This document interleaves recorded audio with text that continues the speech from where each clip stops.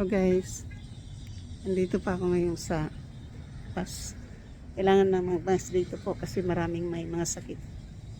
And dito po ako sa bus stop. Galing po ako ng trabaho. Pinapapasok po ako ngayon.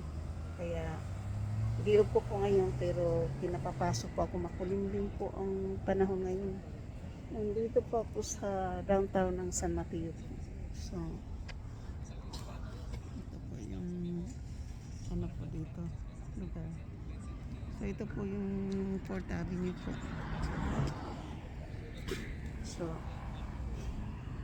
4th Avenue po ito yun. So 4th Avenue po. Ito po yung downtown.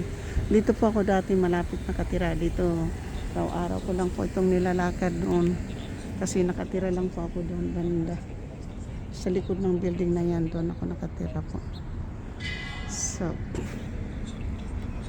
galing na po ako ng post office. Email ko na po yung letters. Tapos, nakabili na po ako ng pera na pang, ano po, na yung 100 na sponsor po. Ipapadala ko na po ngayon pagdating po sa bahay. So, yung schedule ko po ng live ng 1 o'clock, hold on po muna. Kasi wala pa po tayo sa bahay. So, hindi ko padala yung isa kong phone. Kaya, hindi po tayo nakaano. So, nandito po tayo sa may downtown. Ito po yung puro business po talaga to. Nandito na po yung bus. Kaya, marami lang kasing may sakit. Kaya pwede, hindi tayo pwedeng hindi mag-bus.